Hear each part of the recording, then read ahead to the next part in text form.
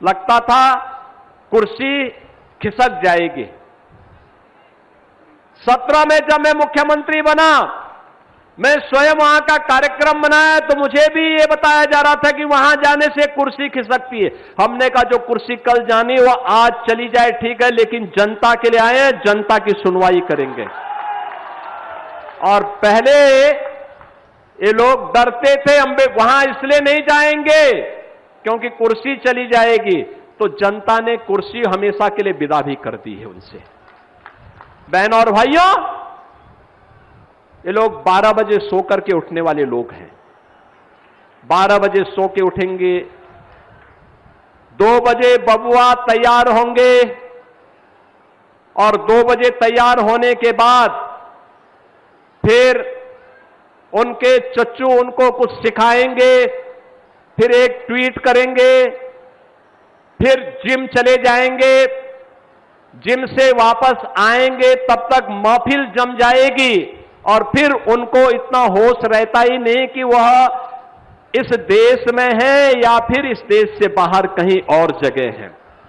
तो इनसे जिनसे स्वयं को नहीं संभला जा रहा है, वे प्रदेश को खाक संभालते, 25 करोड़ जनता को खाक संभालते, और इसीलिए दंगे होते थे। इन दंगाइयों के सामने समाजवादी पार्टी की सरकार घुटना टेकती थी। और आपने देखा होगा संभल में एक गुंडे ने, समाजवादी पार्टी के एक गुंडे ने दंगा कराने का प्रयास कर दिया, उसको घुटने में ला करके आज नाक रगड़वा रही है सरकार, घुटने में लाकर। 17 के पहले क्या मुख्यमंत्री नहीं होते थे क्या? गोविंद साहब धाम में क्या उनको फुर्सत नहीं थी क्या? पिछले दिनों मुझे सरवण धाम में आने का और शिव बाबा धाम में भी आने का अवसर प्राप्त हुआ था। तब क्यों नहीं आते थे? क्योंकि 17 के पहले मुख्यमंत्री को कहां फुर्सत थी, वो नोएडा नहीं जाते थे। लगता था कुर्सी खिसक जाएगी। 17 में जब मैं मुख्यमंत्री बना, मैं स्वयं वहां का कार्यक्रम बनाया तो मुझे भी ये बताया जा रहा था कि वहां जाने से कुर्सी खिसकती है। हमने कहा जो कुर्सी कल जानी वो आज चली जाए ठीक है, लेकिन जनता के लिए आए हैं, जनता की सुनवाई करेंगे। और पहले ये लोग डरते थे हम वहां इसलिए नहीं जाएंगे क्योंकि कुर्सी चली जाएगी, तो जनता ने कुर्सी हमेशा के लिए विदा भी कर दी है उनसे। बहनों और भाइयों, ये लोग 12 बजे सो करके उठने वाले लोग हैं। 12 बजे सो के उठेंगे, 2 बजे बबुआ तैयार होंगे और 2 बजे तैयार होने के बाद फिर उनके चच्चू उनको कुछ सिखाएंगे, फिर एक ट्वीट करेंगे, फिर जिम चले जाएंगे, जिम से वापस आएंगे तब तक महफिल जम जाएगी और फिर उनको इतना होश रहता ही नहीं कि वह इस देश में है या फिर इस देश से बाहर कहीं और जगह है। तो इनसे जिनसे स्वयं को नहीं संभला जा रहा है, वे प्रदेश को खाक संभालते, 25 करोड़ जनता को खाक संभालते, और इसीलिए दंगे होते थे। इन दंगाइयों के सामने समाजवादी पार्टी की सरकार घुटना टेकती थी। और आपने देखा होगा संभल में एक गुंडे ने, समाजवादी पार्टी के एक गुंडे ने दंगा कराने का प्रयास कर दिया, उसको घुटने में ला करके आज नाक रगड़वा रही है सरकार, घुटने में लाकर। उत्तर प्रदेश सरकार के तानाशाह मुख्यमंत्री ब्राह्मण विरोधी, दलित विरोधी, माइनॉरिटी विरोधी, ओबीसी विरोधी योगी आदित्यनाथ के लिए ये अंतिम संस्कार साबित होगा। जिस तरह से उन्होंने ब्राह्मणों का शोषण किया।